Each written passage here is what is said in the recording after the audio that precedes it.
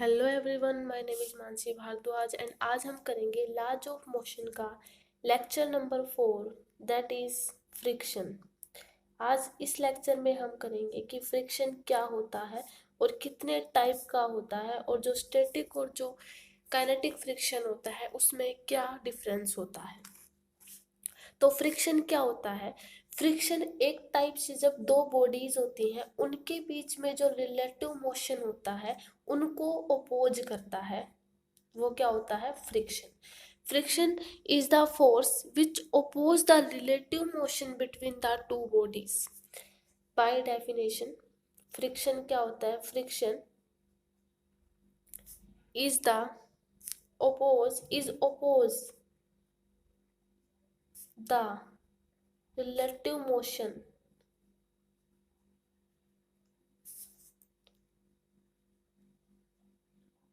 of relative motion between two bodies, between two bodies, दो bodies के बीच में जो रिलेटिव मोशन हो रहा होता है उसको जो अपोज करे वो क्या होता है?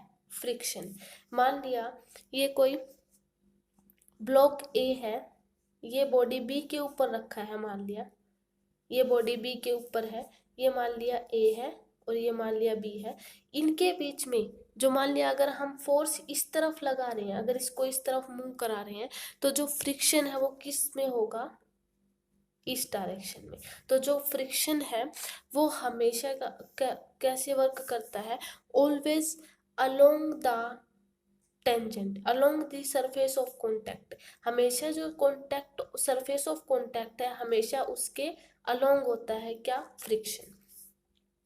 ठीक है, ये हो गया फ्रिक्शन। तो जो इस सरफेस पे फोर्स लगेगा वो सरफेस बी पे लगेगा जो ड्यू टू सरफेस ए के कारण, और इस पर जो फोर्स लगेगा वो ए पर लगेगा ड्यू टू सरफेस बी के कारण। हम इसको इस तरफ खींचेंगे और फ्रिक्शन वर्क करेगा क्योंकि इस डायरेक्शन में, क्योंकि जो हमेशा फ्रिक्शन होता है वो along the contact of surface होता है। तो इसके अलोंग ये हो गया एफ ऑफ बी और एफ ऑफ ए बी। अगर हम इसके ऊपर फोर्स लगा रहे हैं तो ये भी रिएक्शन देगा। मतलब फोर्स कभी भी, जो Newton third law of motion क्या बताता है कि जो फोर्स है does not exist in along alone, तो हमेशा पेयर्स में होते हैं। जो फोर्स होता है force always exist in pairs, force always exist in pairs, मतलब कभी भी अलोन नहीं होगा, ऑलवेज एग्जिस्ट इन पेयर, तो पेयर में एग्जिस्ट करेगा। ठीक है, तो ये हो गया। अगर इस तरफ फोर्स लगेगा, अगर बॉडी बी पर ए के कारण फोर्स लग रहा है तो बॉडी ए पर भी बी के कारण फोर्स लगेगा, क्योंकि फोर्स कभी ऑलवेज एग्जिस्ट इन पेयर। ठीक है, पेयर में एग्जिस्ट करता है। अब जो फ्रिक्शन होते हैं वो कितने टाइप का होता है? जो फ्रिक्शन, टाइप्स ऑफ फ्रिक्शन, जो फ्रिक्शन होता है वो कितने टाइप का होता है? फर्स्ट इज स्टैटिक, पहले आता है स्टैटिक फ्रिक्शन। स्टैटिक फ्रिक्शन क्या होता है? It is occur when tendency जो होती है, tendency of relative motion is there. मतलब इसका मतलब क्या हुआ? टेंडेंसी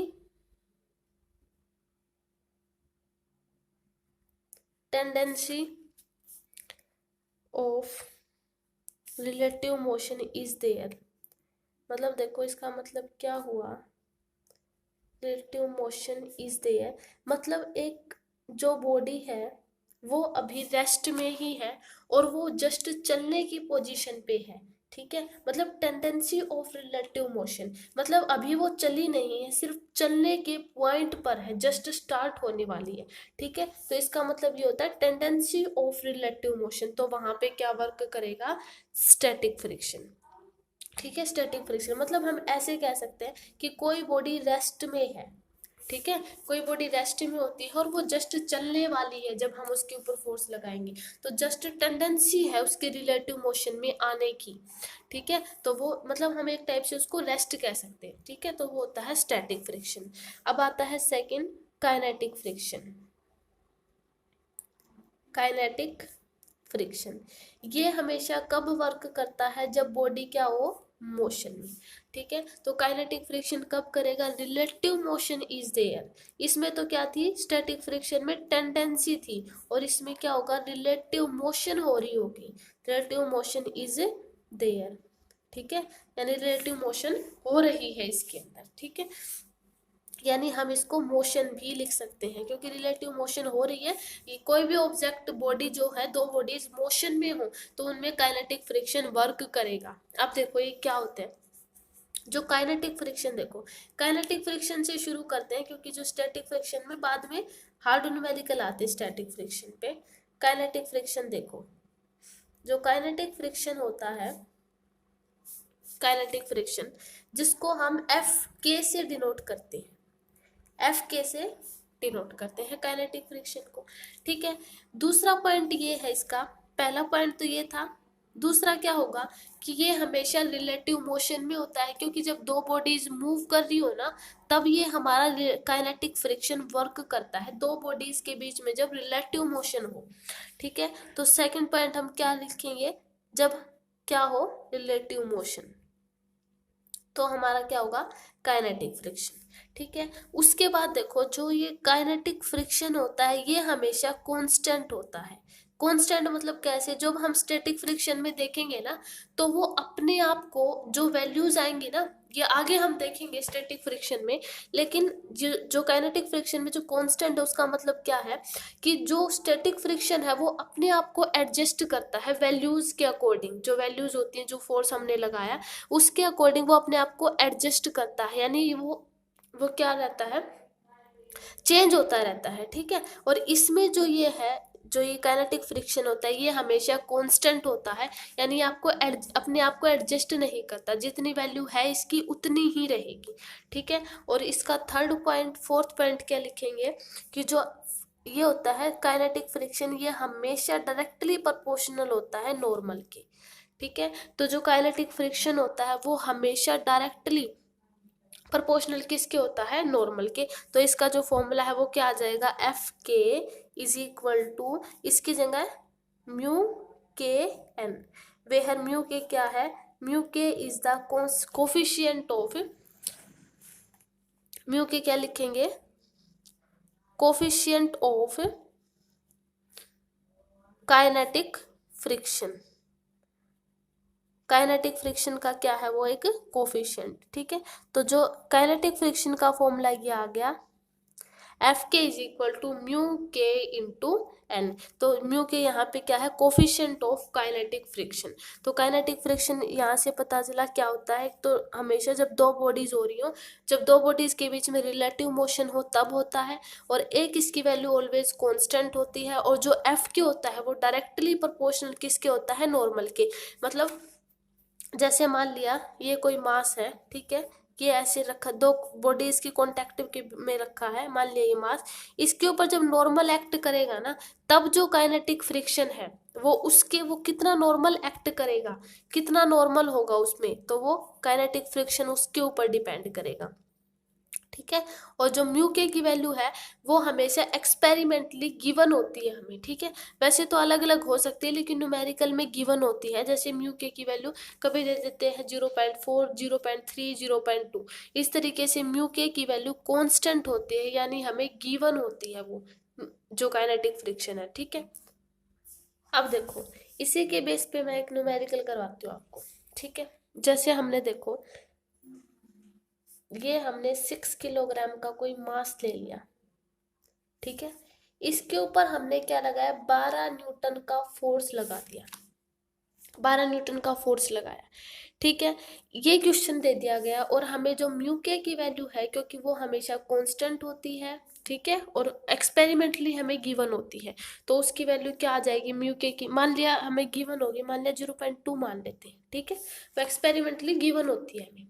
ठीक है, ये है। अब इस क्वेश्चन में पूछा है, फर्स्ट तो क्या है कि find friction force, find friction force.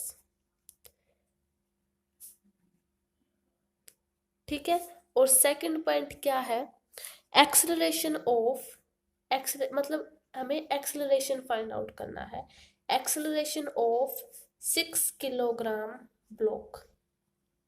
जो 6 किलोग्राम है, इसका एक्सेलरेशन फाइंड आउट करना है। ठीक है, अब देखो जैसे ये आ गया, अब इसमें देखो नॉर्मल ऊपर की ओर एक्ट कर रहा होगा, ठीक है, और नीचे इसका क्या होगा वेट mg, यानी m क्या है 6 यानी 6g। तो देखो इसमें कोई अनदर फोर्स नहीं है, तो जो हमारा नॉर्मल है वो किसके इक्वल आएगा 6g के, और g की वैल्यू गिवन लगभग 10 ही होती है, तो ये आ जाएगा 60। ठीक है, क्लियर है इतना कि जो नॉर्मल है वो हमारा 6g आ जाएगा।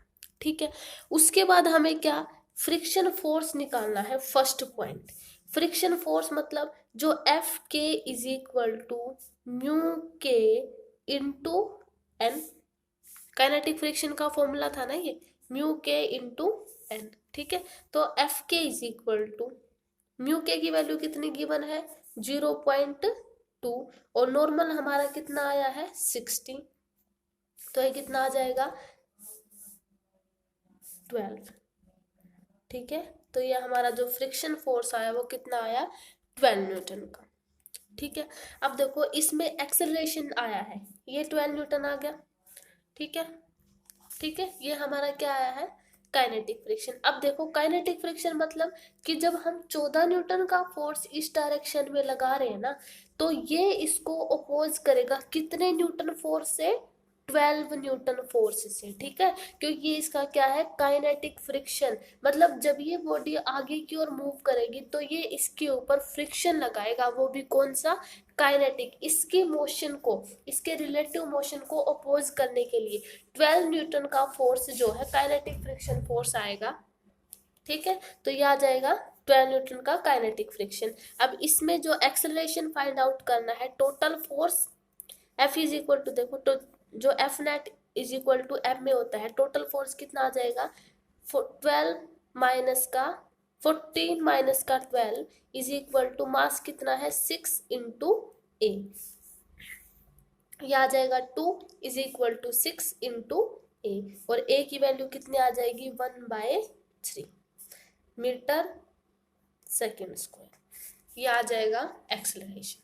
तो जो इसमें 12 न्यूटन आया था काइनेटिक फ्रिक्शन, ये इस इनके बीच में जो रिलेटिव मोशन है उनको अपोज करेगा 12 न्यूटन फोर्स से, और जो एक्सेलरेशन निकालेंगे वो एफ नेट होगा, यानी जो टोटल फोर्स होगा। तो टोटल फोर्स ये आगे की ओर हमने कितना लगाया 12 न्यूटन, और इसने इसको अपोज करने के लिए कितना फोर्स लगाया, हमने इसको लगाया 14 न्यूटन का, और इसने इसको अपोज करने के लिए लगाया 12 न्यूटन का। तो उसमें जब टोटल फोर्स निकालेंगे तो ये आ जाएगा 12, क्योंकि इसके ऑपोजिट है ना इसलिए माइनस किया, तो 14 माइनस का 12 इज इक्वल टू 6 है, क्योंकि मास हमारा क्या है 6, तो एम ए, तो ये आ जाएगा 1/3 मीटर पर सेकेंड स्क्वायर। अब एक और एग्जांपल सेकेंड, मान लिया 4 किलोग्राम का ये ले लिया, कोई भी 4 किलोग्राम ले लिया हमने, ठीक है, और इसके ऊपर हम किसी एंगल से फोर्स लगा रहे हैं, इसकी मान लिया ये हमारा एंगल कितना है 45 डिग्री, मान लिया 45 डिग्री एंगल के साथ हमने इसके ऊपर फोर्स लगाया। ठीक है, देखो ये कोई मास है जिसके ऊपर हम ले लेते हैं 4 किलोग्राम का, ठीक है, 4 किलोग्राम, इसके ऊपर हमने फोर्स लगा दिया, मान लिया ये फोर्स लगाया 45 एंगल पर, ये 45 एंगल है, इसके ऊपर हमने फोर्स लगा दिया। ठीक है, इसका नॉर्मल ऊपर की ओर वर्क करेगा और नीचे की ओर इसका वेट होगा, यानी 4g होगा। ठीक है, अब इसमें सेम वही फाइंड आउट करना है।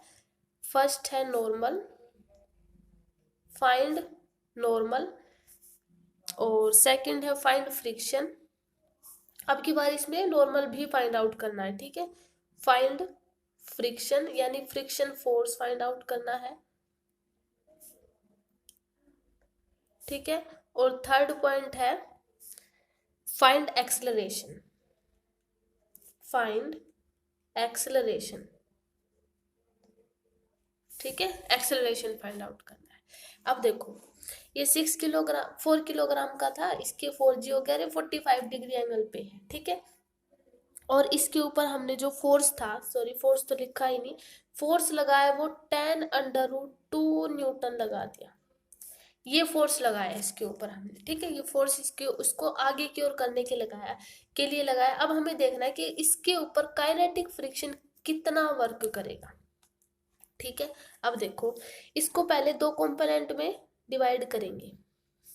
ये वाला होगा F cos 45 डिग्री करते हैं और F sin 45 डिग्री, ऐसे इनको जो एंगल का वो होता है ना, ठीक है, ये आ जाएगा, ठीक है। इसको हमने दो कंपोनेंट में डिवाइड कर लिया, ठीक है, क्लियर इतना। अब देखो, पहले हमें नॉर्मल फाइंड आउट करना है। अब देखो, नॉर्मल में एक तो नॉर्मल ये है और इसी के डायरेक्शन में ये है F साइन, और F हमारा 10√2 न्यूटन।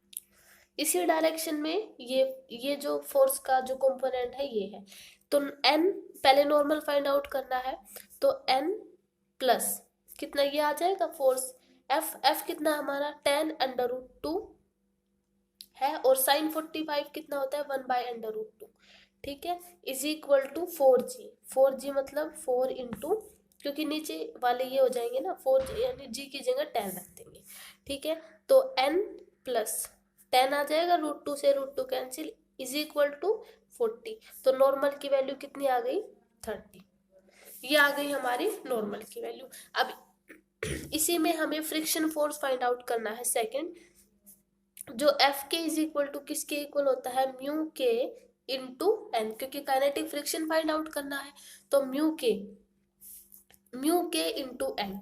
अब म्यू के यहाँ पे क्या है, म्यू के की वैल्यू जो लगभग गिवन होती है, कांस्टेंट वैल्यू होती है एक्सपेरिमेंटली, मान लिया इसमें 0.3 गिवन है म्यू के, ठीक है। तो म्यू के की वैल्यू कितनी आ गई 0.3, और नॉर्मल की वैल्यू कितनी आ गई 30। तो इसमें जब इसको कैलकुलेट करेंगे एफ के को, तो ये कितना आ जाएगा 9, ठीक है। तो ये आ जाएगा 9 न्यूटन फ्रिक्शन फोर्स। यानी देखो, जब ये यहाँ पे फोर्स था इतना न्यूटन था ना, 10√2 न्यूटन, यानी ये 9 न्यूटन से है, इस फोर्स को क्या करेगा, ऑपोजिट डायरेक्शन में ओपोज करेगा इनके रिलेटिव मोशन को, ठीक है। ये आ जाएगा एफ के। अब एक्सेलरेशन निकालेंगे, क्योंकि इसमें जब √2 है, इस वाले कंपोनेंट को cos √5 करेंगे तो फोर्स हमारा कितना हो जाएगा 10, क्योंकि √2 से √2 कैंसिल। अब देखो, जो थर्ड पॉइंट है जिसमें हमें एक्सेलरेशन फाइंड आउट करना है, ठीक है, तो ये कितना आ जाएगा 10 माइनस 9, क्योंकि is equal to M A, यानी 4 इंटू ए, ठीक है। तो 1 is equal to 4 into A, और ए की जगह कितना आ जाएगा 1/4, यानी 0.25 मीटर पर सेकेंड स्क्वायर, ठीक है। ये आ जाएगा एक्सेलरेशन, यानी इतने न्यूटन फोर्स से ये इनके रिलेटिव मोशन को क्या करेगा, ओपोज। तो हमारा जो काइनेटिक फ्रिक्शन है वो कितना है, आया 9 न्यूटन से, और 9 न्यूटन। अब एक चीज और है, जब हमारा अप्लाइड फोर्स, जब हमें काइनेटिक फ्रिक्शन की वैल्यू फाइंड आउट करते हैं ना, और जो हमारा अप्लाइड फोर्स होता है, तो अगर हमारे जो अप्लाइड फोर्स की वैल्यू ज़्यादा होती है एज कंपेयर टू जो काइनेटिक फ्रिक्शन होता है उससे, तब हम कह सकते हैं कि हमारी बॉडी क्या है, मोशन में। अदरवाइज जब बॉडी, मान लिया अप्लाइड फोर्स कितना आता है हमारा 8 न्यूटन हो, मान लिया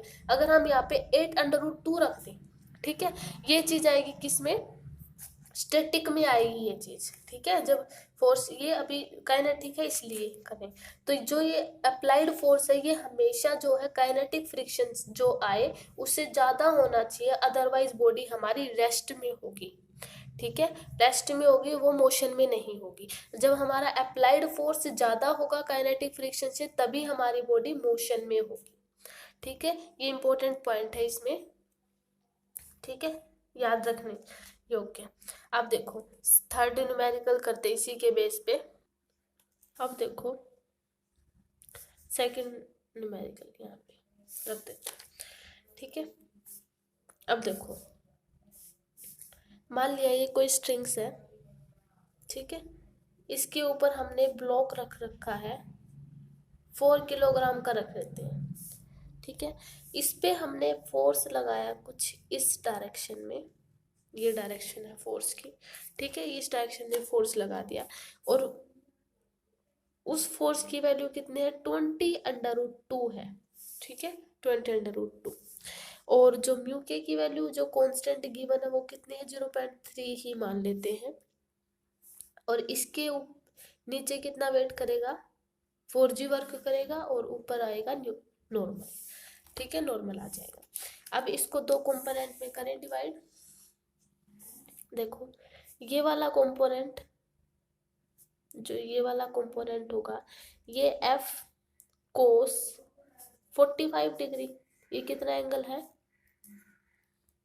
√2, ये 45 डिग्री से किया था ना, मान लिया 45 डिग्री है, ठीक है। तो एफ कोस 45 डिग्री, और ये वाला होगा जो कंपोनेंट होगा, ये होगा एफ साइन 45 डिग्री। ये दो कंपोनेंट ले लिया हमने इसके, ठीक है, एफ कोस 45 और एफ साइन 45, ठीक है। अब देखो फोर्स हमारा कितना है, 20√2, तो जब फोर्स की वैल्यू रखेंगे तो ओनली 20 आएगा, ठीक है, ये आ जाएगा। अब देखो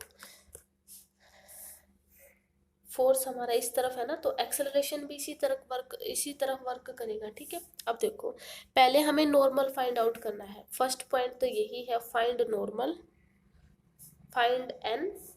second point find friction force, find friction force, ठीक है। और थर्ड पॉइंट है एक्सेलरेशन, फाइंड एक्सेलरेशन, ठीक है, एक्सेलरेशन फाइंड आउट करना है, यानी ये 3 पॉइंट फाइंड आउट करने हैं हमें इसमें। अब देखो पहले नॉर्मल फाइंड आउट करेंगे। देखो नॉर्मल हमारा इस डायरेक्शन में है, इज इक्वल टू इसके, और इस डायरेक्शन में और कोई फोर्स नहीं है। अब इसके जो अपोजिट साइड है उस डायरेक्शन में देखते हैं। एक तो ये है 4G, और एक हमने जब इस कंपोनेंट को दो पार्ट्स में डिवाइड किया था, ये जो दो कंपोनेंट थे, मान लिया ये यहाँ से आता है थोड़ा, ये वैल्यू रखी था ना, इसलिए मैंने नीचे से ले लिया, ठीक है। तो ये वाला जो फोर्स है और साथ में क्या आएगा 4G, तो एफ साइन 45 और फोर्स कितना है 20√2 और साइन 45 यानी 1/√2, ठीक है।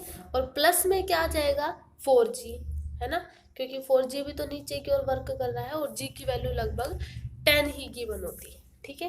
तो N इज इक्वल टू 20√2 और साइन 45 कितना होता है 1/√2, और प्लस कितना आ जाएगा 40, तो ये कितना आ जाएगा 20 + 40 यानी ये आ जाएगा 60, ठीक है। तो ये आ जाएगी नॉर्मल की वैल्यू।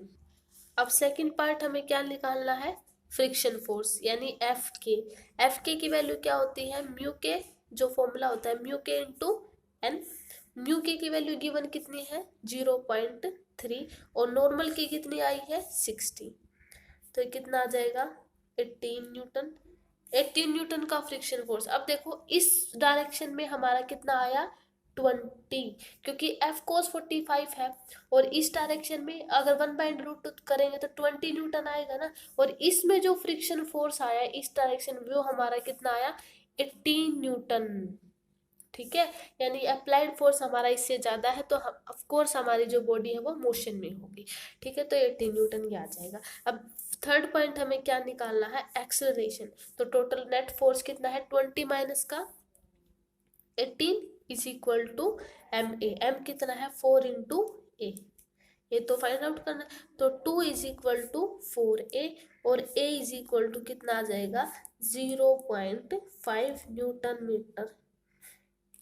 मीटर पर सेकेंड स्क्वायर, ठीक है, मीटर पर सेकेंड स्क्वायर ये आ जाएगा एक्सेलरेशन, ठीक है। तो जो नॉर्मल है, जो काइनेटिक फ्रिक्शन है, इस तरीके के जो न्यूमेरिकल होते हैं जिनमें हमें काइनेटिक फ्रिक्शन निकालना हो, वो इस तरीके से सोल्व होंगे, ठीक है। काइनेटिक जो फ्रिक्शन था उसमें न्यूमेरिकल इतने ही, मतलब इससे ज़्यादा इससे ही रिलेटेड हो सकते हैं, ठीक है। अब नेक्स्ट हम करेंगे स्टैटिक फ्रिक्शन, ठीक है। अब आते हैं स्टैटिक फ्रिक्शन पे। अब देखो स्टैटिक फ्रिक्शन क्या होता है। जो स्टैटिक फ्रिक्शन होता है वो क्या होती है, tendency to the relative motion, यानी ऑब्जेक्ट अभी जस्ट मूव करने ही वाली हो, ठीक है, तो तब कौन सा फ्रिक्शन एक्ट कर रहा होता है, तो वो होता है स्टैटिक फ्रिक्शन, ठीक है। तो इसका फर्स्ट पॉइंट क्या होगा, tendency to the tendency to relative motion, मतलब उनके बीच में रिलेटिव मोशन होने ही वाला हो, मतलब ऑब्जेक्ट मूव करने ही वाली हो, ठीक है, टेंडेंसी टू रिलेटिव मोशन।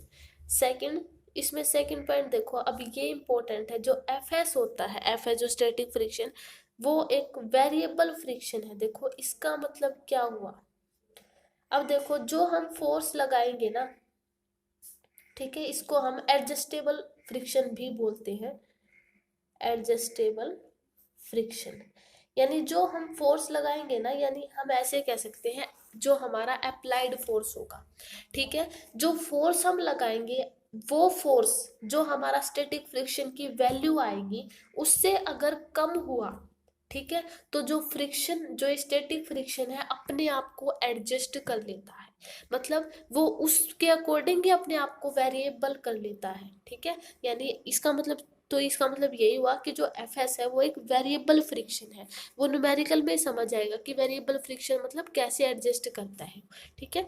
अब देखो थर्ड पॉइंट इसमें क्या होता है, जो स्टैटिक फ्रिक्शन होता है उसकी वैल्यू जीरो और एफ लिमिटिंग के बीच में रहती है, मतलब उसकी वैल्यू कांस्टेंट नहीं होती। जो काइनेटिक फ्रिक्शन था ना, काइनेटिक फ्रिक्शन, उसकी वैल्यू क्या थी, कांस्टेंट ले रहे थे हम, कि एक्सपेरिमेंटली गिवन आ जाती है न्यूमेरिकल के नीचे कि इतनी है, और जो एफ एस होता है उसकी वैल्यू हमें फाइंड आउट करनी होती है। मतलब देखो एफ लिमिटिंग का मतलब यहाँ पे क्या है, एफ एस क्या है, वेरिएबल है, जीरो या एफ लिमिटिंग के बीच में रहता है, ठीक है। और एफ लिमिटिंग कैसे निकालते हैं, एफ लिमिटिंग का फॉर्मूला क्या होता है, F limiting is equal to mu s into m, where mu s is the static friction, coefficient of static friction। तो mu s क्या है, coefficient of static friction, ठीक है, ठीक है, तो जो mu s क्या है, जो static friction है उसका कोफिशियंट है। अब देखो जो mu s है ये क्या होता है, वेरिएबल, वेरिएबल होता है तभी तो एक कांस्टेंट नहीं होता, इसकी वैल्यू एक कांस्टेंट नहीं होती, ठीक है, तो म्यू एस वेरिएबल होता है। और वेरिएबल होने के कारण देखो जो काइनेटिक फ्रिक्शन थी वो कांस्टेंट था, उसकी वैल्यू, उसका एक फॉर्मूला था कि एफ के इज इक्वल टू म्यू के इंटू एम, लेकिन ये क्या होता है, वेरिएबल और कांस्टेंट नहीं है, वेरिएबल है इसका मतलब इट हैज नो फॉर्मूला, यानी जो स्टैटिक फ्रिक्शन होता है उसके पास कोई भी फॉर्मूला नहीं होता, क्योंकि ये वेरिएबल होता है, ठीक है, इस ये कांस्टेंट नहीं होता, इसकी एक फिक्स्ड वैल्यू नहीं होती, इसलिए इसके पास कोई फॉर्मूला नहीं होता, और इसकी डायरेक्शन हमेशा क्या रहती है, opposite to the tendency of relative motion, opposite to the tendency of relative motion, ठीक है, यानी जो दो बॉडीज के बीच में जो रिलेटिव मोशन हो रहा है उससे ऑपोजिट इसकी स्टैटिक फ्रिक्शन की जो डायरेक्शन होती है, ठीक है, और ठीक है ये हो जाएगा। जो जो वो थी ना काइनेटिक फ्रिक्शन, वो क्या कर रहा था, वो भी ओपोज कर रहा था रिलेटिव मोशन को, ठीक है, दो बॉडीज के बीच में रिलेटिव मोशन है और ये भी उसी डायरेक्शन में, ये भी ओपोज करता है, लेकिन इन दोनों में फर्क क्या है, वो उनके बीच में तो रिलेटिव मोशन हो रही थी और इनमें क्या है कि टेंडेंसी होती है रिलेटिव मोशन। जैसे इसका एग्जांपल ये है, मान लिया कि हम किसी वाल को पुश करें, ठीक है, और उसके ऊपर फोर्स हमने, अगर जो हमारा म्यू एस है यानी जो स्टैटिक फ्रिक्शन है, अगर उससे कम फोर्स लगाते रहे हम तो उसके ऊपर कोई इफेक्ट नहीं पड़ेगा, वो जहाँ पे है वहीं पे रहेगी। और जैसे उसका जो कोफिशिएंट है, यानी जो स्टैटिक फ्रिक्शन का कोफिशिएंट है उससे ज़्यादा वैल्यू, और वो हम कैसे निकालेंगे, एफ लिमिटिंग और जीरो के बीच में होना चाहिए, और एफ लिमिटिंग की वैल्यू हम इस ऐसे निकालेंगे, वो सब न्यूमेरिकल में क्लियर हो जाएगा कि मतलब कैसे जो म्यू एस की वैल्यू आएगी, कैसे हमें पता चलेगा कि जो बॉडी रेस्ट में रहेगी या मोशन, ठीक है। अब देखो इसके बीच में इसके बेस पे एक न्यूमेरिकल करते हैं। देखो जैसे मान लिया ये कोई ब्लॉक है, ये कोई स्ट्रिंग्स रखी है मान लिया, इसके ऊपर हमने 4 किलोग्राम का वेट रख दिया, इसके ऊपर नॉर्मल एक्ट करेगा, नीचे की ओर इसका वेट आएगा। मान लिया इसके ऊपर फोर्स हमने क्या लगाया, 6 न्यूटन का, ठीक है। और म्यू एस की वैल्यू भी गिवन मान ली कि 0.2 गिवन है म्यू एस की वैल्यू, ठीक है। तो इसमें हमें क्या फाइंड आउट करना है, फाइंड म्यू एस जो स्टैटिक फ्रिक्शन है वो, and find acceleration, find acceleration find out करना है and mu S find out करना है, ठीक है।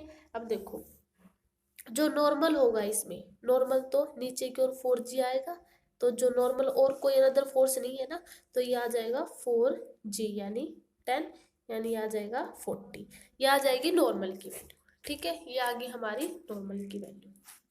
अब देखो, अब हमें बॉडी, इसमें क्या इंपॉर्टेंट चीज है, बॉडी देखो, एक ये तो एक कॉमन सी बात है कि बॉडी कब मूव करती है, जब हमारा, इसमें देखो एक इंपॉर्टेंट पॉइंट है, body moves only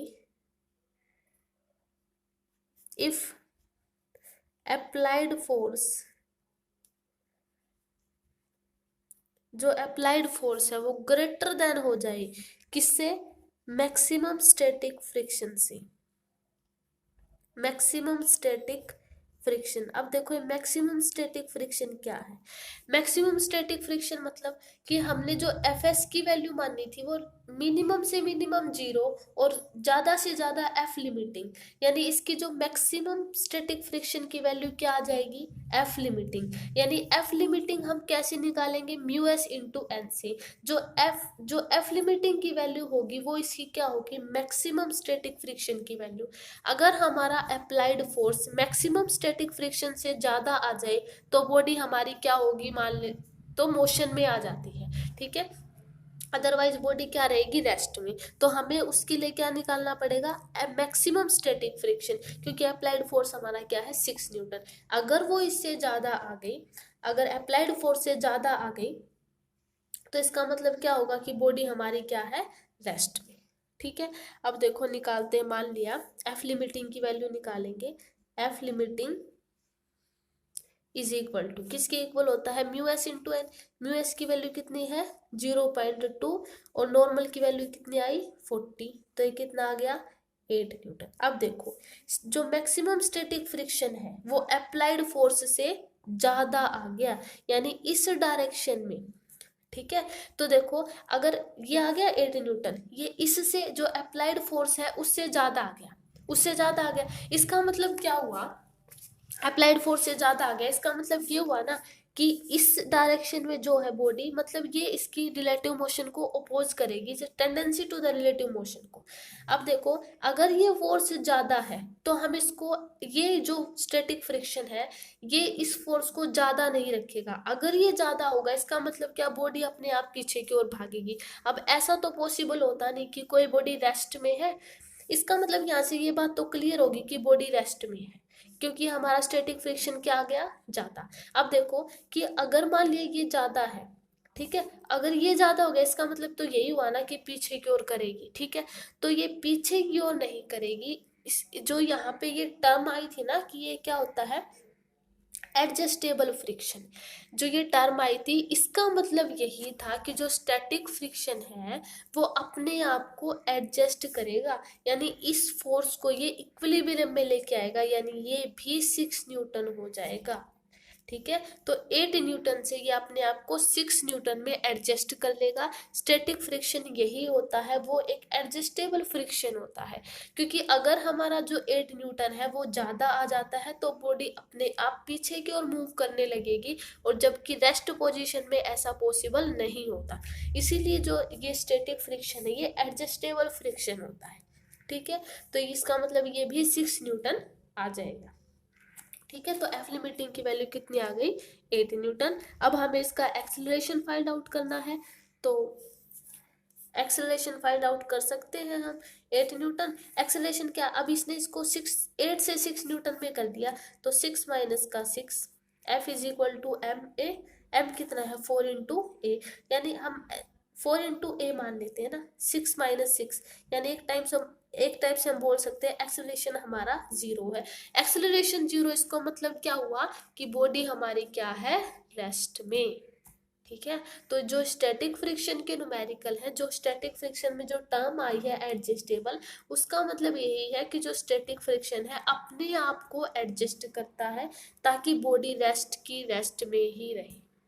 ठीक है, इससे एक रिलेटेड एक और न्यूमेरिकल देखो, मान लिया ये कोई भी हमने 4 किलोग्राम का मास सेम स्ट्रिंग्स पे रख लिया। ठीक है, इस पे हमने अब की बार फोर्स लगा दिया 20 न्यूटन का। ठीक है, इसका नॉर्मल ऊपर की ओर एक्ट करेगा, ये 4 kg, और इसका वेट नीचे की ओर यानी 4g। ठीक है, अब हमें इसका क्या निकालना है, find friction force, find friction force and acceleration, और क्या निकालना है, एक्सेलरेशन। तो सेम जो एफ अप्लाइड है, फोर्स अप्लाइड, वो किससे ज्यादा आना चाहिए, स्टैटिक फ्रिक्शन से, तब बॉडी मोशन में होती है। तो हमें ये पता लगाने के लिए कि इसमें काइनेटिक फ्रिक्शन होगा या स्टैटिक फ्रिक्शन होगा, तो हमें ये चीज निकालना जरूरी है। ठीक है, मैक्सिमम स्टैटिक फ्रिक्शन। ठीक है, तो जो एफ अप्लाइड है वो ज्यादा आना चाहिए, तब बॉडी मोशन में होगी। अब हमें ये पता लगाना है कि बॉडी रेस्ट में है या मोशन में। तो पहले हम क्या निकालेंगे, F S is equal to mu S, और एफ एस इसमें जो म्यू एस है इसमें मान लिया 0.4 गिवन है, 0.6 गिवन है मान लिया। ठीक है, 0.6 है, और म्यू के भी गिवन होगा इसमें 0.4, 0.6 है मान लिया, 0.6 म्यू एस है, म्यू एस इंटू एन। अब म्यू एस की वैल्यू कितनी है, 0.6, पहले नॉर्मल की वैल्यू निकालनी है, पहले नॉर्मल की वैल्यू निकालते हैं एफ एस से पहले normal is equal to 4g, 4 into g की जगह 10, क्योंकि इसके अलावा उसके ऊपर कोई फोर्स नहीं है, तो 40 आ जाएगा नॉर्मल की वैल्यू। ठीक है, अब देखो F S is equal to mu S into N, mu S की वैल्यू कितनी है 0.6, एन की वैल्यू कितनी आई 40, तो कितना आया 24 न्यूटन। अब देखो जो स्टैटिक फ्रिक्शन की वैल्यू कितनी आ गई इससे, सॉरी इस डायरेक्शन में होगा ना, ये इस डायरेक्शन में, तो ये आ जाएगा 24 न्यूटन। अब देखो जो अप्लाइड फोर्स से स्टैटिक फ्रिक्शन की वैल्यू ज्यादा आ गई। ठीक है, यानी इसको इस साइड में रिलेटिव मोशन को, टेंडेंसी टू रिलेटिव मोशन को अपोज करेगा। ठीक है, इसका मतलब जो ये इसको अपने आप को एडजस्ट करेगा, क्योंकि इसका फोर्स ज्यादा होने के कारण इसको पीछे की ओर खींचेगा, पर ऐसा नहीं होता क्योंकि बॉडी रेस्ट में है, तो इसको ये एडजस्ट करेगा, ये आ जाएगा 20 न्यूटन। ठीक है, 24 आ जाएगा। अब ये आ जाएगा 24 एफ एस। अब इसका एक्सेलरेशन निकाल लेते हैं, एक्सेलरेशन ए कैसे निकालेंगे, अप्लाइड फोर्स 24 माइनस का 20 इज इक्वल टू 4 इंटू, इसमें जो अप्लाइड फोर्स एडजस्टेबल होने के बाद एक्सेलरेशन हमारा 0 ही होता है। ठीक है, फोर्स इंटू ए, तो एक्सेलरेशन इसमें 0 ही होगा, क्योंकि बॉडी रेस्ट में है, इसलिए इसमें कोई एक्सेलरेशन नहीं होगा। ठीक है, तो इस टाइप के जो न्यूमेरिकल है स्टैटिक फ्रिक्शन से रिलेटेड, वो इसी तरीके से होंगे। अब एक और क्वेश्चन करते हैं इसी के बेस पे। देखो, मान लिया 2 किलोग्राम का कोई मास है, ठीक है, वो इसी तरह कोई किसी सरफेस पे रखा है, जिसके ऊपर हमने 20 न्यूटन का क्या लगा रखा है, फोर्स। ये 2 किलोग्राम का है, इसका नॉर्मल के ऊपर की ओर एक्ट करेगा और 2g नीचे की ओर। ठीक है, इतना ठीक है। अब देखो 2g आया, पहले हम नॉर्मल फाइंड आउट करेंगे, n is equal to 2g, g की जगह 10 तो 20। अब हमें क्या निकालना है कि बॉडी रेस्ट में है या मोशन में। तो मान लिया इसमें एफ एस की वैल्यू कितने गिवन है 0.6, और म्यू के की वैल्यू कितनी गिवन है, कितनी है 0.4, सॉरी ये एफ एस नहीं म्यू एस है ये, क्योंकि स्टैटिक फ्रिक्शन कोफिशिएंट है ना, तो म्यू एस आएगा ना, तो म्यू एस और म्यू के की वैल्यू गिवन है। ठीक है, तो पहले हम क्या निकालेंगे, F S is equal to, यानी हमें स्टैटिक फ्रिक्शन निकाल के देखना पड़ेगा कि अप्लाइड फोर्स से ज्यादा है या कम है। तो F S is equal to mu S into N, mu S की वैल्यू कितनी है 0.6 इंटू 20, तो ये कितना आ जाएगा 12 न्यूटन।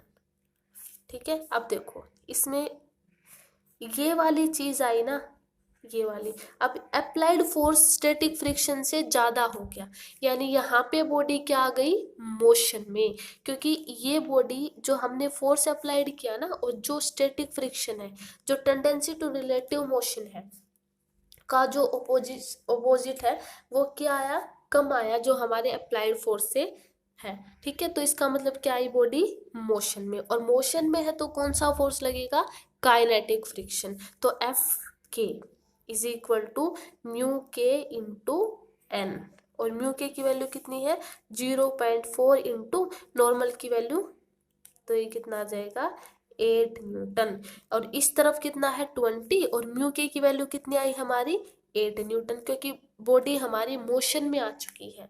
ठीक है, तो 20 माइनस का, तो एक्सेलरेशन फाइंड आउट कर सकते हैं हम, 20 माइनस का 8 इज इक्वल टू 2 इंटू ए, क्योंकि एम ए होता है, तो ये कितना आ जाएगा 12 इज इक्वल टू 2a, और एक्सेलरेशन कितना आ जाएगा 6 मीटर पर सेकेंड स्क्वायर, ये आ जाएगा एक्सेलरेशन।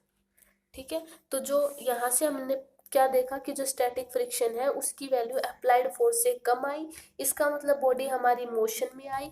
अगर बॉडी मोशन में है तो काइनेटिक फ्रिक्शन वर्क करेगा, अगर काइनेटिक फ्रिक्शन है उसका फॉर्मूला होता है म्यू के इंटू एन। नॉर्मल की वैल्यू यहाँ से हमारी 20 आई थी, 20 की वैल्यू रखी और 8 न्यूटन, और अगर एक्सेलरेशन निकालना है तो उसके लिए आ जाएगा 6 मीटर पर सेकेंड स्क्वायर। ठीक है, ये आगे काइनेटिक और जो स्टैटिक फ्रिक्शन है उनके बारे में न्यूमेरिकल, उनके ऊपर न्यूमेरिकल। अब देखो जो हमारा पीछे वाला न्यूमेरिकल था जिसमें हमारी एफ एस की वैल्यू कितनी आई थी 12 न्यूटन, और एफ के की वैल्यू कितनी आई थी 8 न्यूटन, जस्ट जो अभी अभी न्यूमेरिकल मैंने करवाया। अब देखो एफ एस का मतलब यहाँ पे क्या है, एफ लिमिटिंग। ठीक है, और एफ एस का मतलब क्या है, एफ काइनेटिक। ठीक है, मतलब एफ काइनेटिक की 8 न्यूटन, मतलब देखो कि जो एफ लिमिटिंग की वैल्यू है वो हमेशा ज्यादा क्यों होती है एफ काइनेटिक से। देखो कोई बॉडी अगर मान लिया स्टैटिक में है, ठीक है, उसके ऊपर जो हम फोर्स लगाते हैं, यानी उसको मोशन में लाने के लिए हमें ज्यादा से ज्यादा फोर्स अप्लाई करना होता है। अगर कोई बॉडी रेस्ट में है तो, अगर कोई बॉडी रेस्ट में है उसके ऊपर हमें ज़्यादा फोर्स अप्लाई करना होता है स्टैटिक फ्रिक्शन से, तब बॉडी जो है मोशन में आती है। ठीक है, इसलिए जो स्टैटिक फ्रिक्शन होता है, जो एफ लिमिटिंग वैल्यू होती है, उसकी जो न्यूटन जो फोर्स की वैल्यू होती है वो हमेशा ज़्यादा होती है। और जो काइनेटिक फ्रिक्शन होता है वो मोशन में, देखो जब बॉडी मोशन में होती है तो उनके ऊपर अगर फोर्स लगाएंगे, मान लिया कोई जो टॉयज कार होती है, मान लिया वो मूव कर रही है, ठीक है, जब उनके ऊपर हम फोर्स लगाएंगे तो वो और भी तेजी से आगे की ओर जाएंगी, आगे की ओर चली जाएंगी। और मान लिया कोई कार जो है, जो टॉयज कार है, मान लिया वो रेस्ट में है, उसके ऊपर हम फोर्स लगाएंगे वो थोड़ा सा आगे जाएंगी, यानी हमें उनको काइनेटिक फ्रिक्शन के इक्वल पहुंचाने के लिए हमें ज़्यादा फोर्स अप्लाई करना पड़ता है, यानी ज़्यादा स्पीड से जाए तो उसके लिए हमें ज़्यादा फोर्स अप्लाई करना पड़ता है। और जब बॉडी मोशन में होती है तो उसके ऊपर हमें कम फोर्स अप्लाई करना पड़ता है। तो जो एफ लिमिटिंग की वैल्यू है वो एफ काइनेटिक से इसलिए हमेशा ज़्यादा होती है, क्योंकि उसके ऊपर हमें ज़्यादा फोर्स लगाना होता है जब बॉडी रेस्ट में होती है, और जब बॉडी मोशन में होती है तो उसके ऊपर हमें कम फोर्स लगाना होता है। तो हमेशा ये जो एफ लिमिटिंग की वैल्यू होती है वो एफ काइनेटिक से हमेशा ज़्यादा होती है। ठीक है, आज के लेक्चर में इतना ही। नेक्स्ट लेक्चर में करेंगे जो एंगल ऑफ रिपोज और जो फ्रिक्शन से रिलेटेड और भी न्यूमेरिकल। Okay, thank you.